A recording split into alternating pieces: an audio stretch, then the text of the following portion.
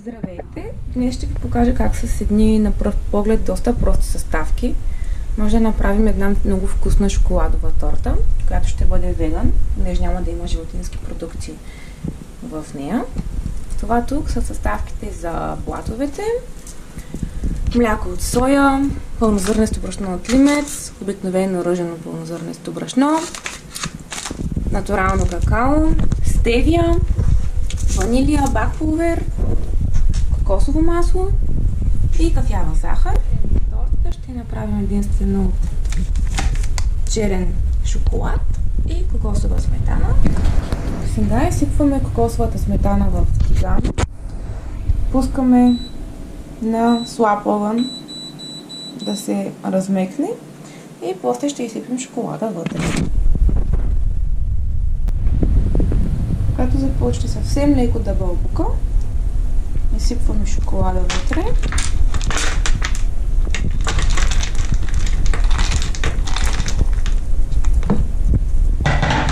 Така.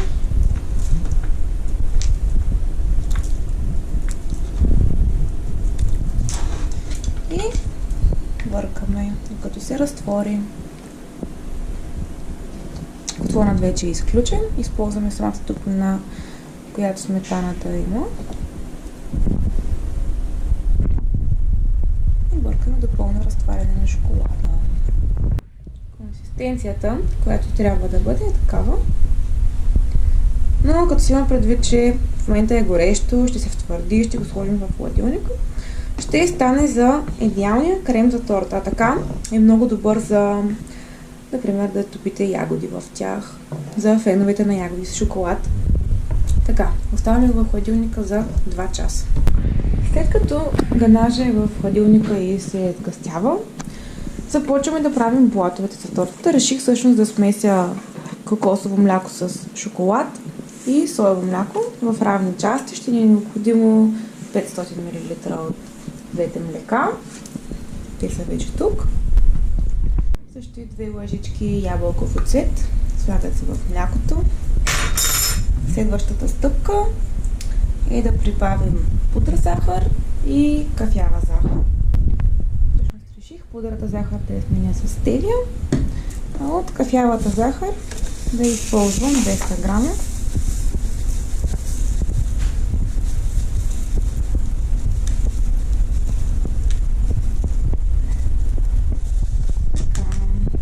Изсипваме всичко в млякото с оцета. И към получената смес добавяме 50 мг кокосово масло, разтопено, задължително е да е течно. И разбиваме до идеално хомогенна смес. Сега в друга купа смесваме 150 г брашно от лимец,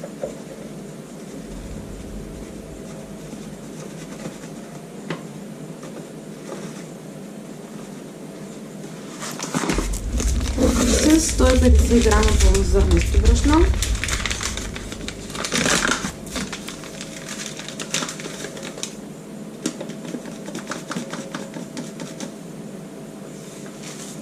така, вече, и 100 г какао. Трябва да е натурално.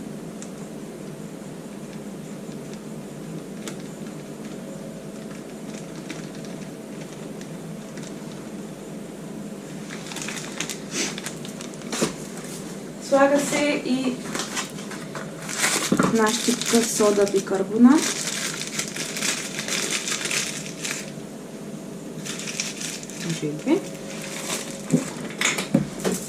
И малко сол.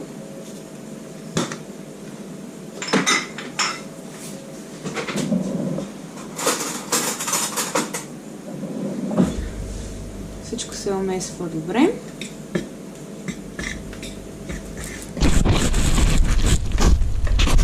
И започваме да смесваме течните съставки с твърдите, постепенно, за да не станат грашки. Махаме везната.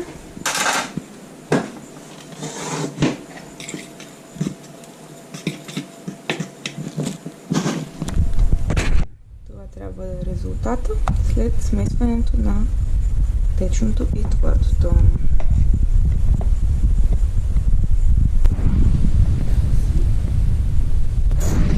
Формичките за блатовете се намазват с кокосово масло.